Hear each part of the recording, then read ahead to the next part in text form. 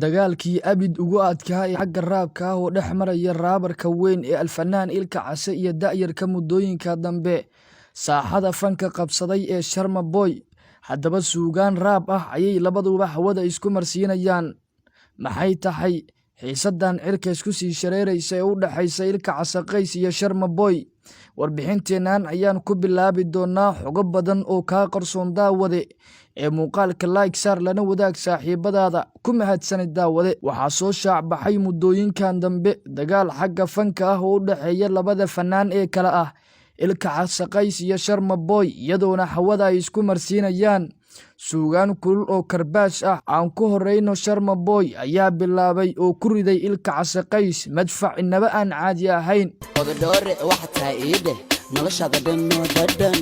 meelaha ku dhimo ordadan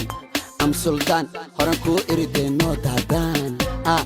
kameelafan iga dhaafsan waxa cabtaa cabitaan kadib ismo dacaan rabkiya ku bare hortiya ku qore dad kugu dare mi macalinkime yaa kala dib maskaxda waan baaraa everyday xuseen gaduudo saxiibkume wax u sheegay geesta kale Ilka Case Qays oo lagu naanayso boqorka raabka ayaa isna gantaal karbaash ah hawada u mariyay Sharma Boy. dhurahmadu hortaya ibara wasir bana horta maduuciba dalil bana horta masheegaba dadeg bana madashi durwaaga madurbaaxa garaca ha ooye maska dhajiga masgaluudmiya dagaba maraha ee madhowhana burjigayga tab reer aaga xaalku markii uu halkaa marayo karbaashka labada fanaan ayaa cirka isku sii shareeray oo Sharma Boy ayaa soo qaaday hees kale oo u eg in uu ku karbaashayo Ilka Case Qays. iswaalwaal ama igu daal maba eega gadaal waxaan wadaa dadaal ha igu lumin dabaal iga marbaal yow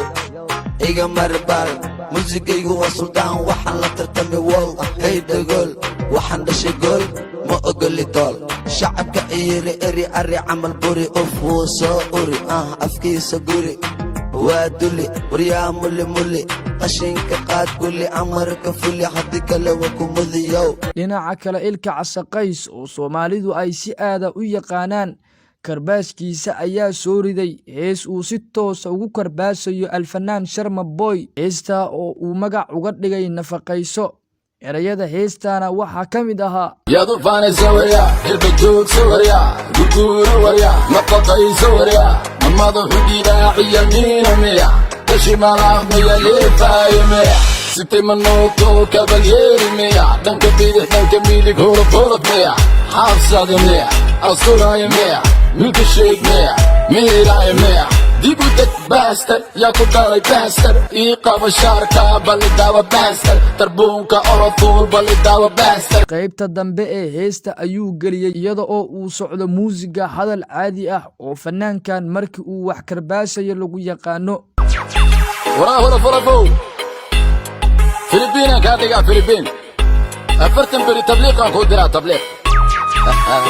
ugu dambeyntii Alfanaan Sharma Boy ayaa isna hees muuqaala soo sameeyay oo isna uu ku karbaashayo Ilka Case Qays. yacquub Virginia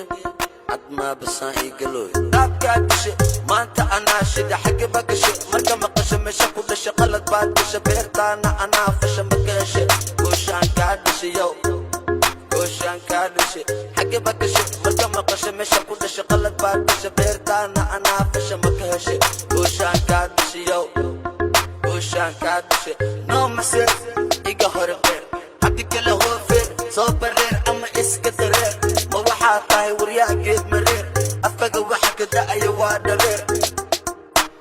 waa dhareer. saamaynta social mediyaha iyo labadan fanaan ayaa haysta baraha bulshada oo inaba aan caadi ahayn oo social mediyaha ayaa si aad looga hadalhayaa daawad. haddaba mucjisadii raabka ayaa ka taagan baraha bulshada daawade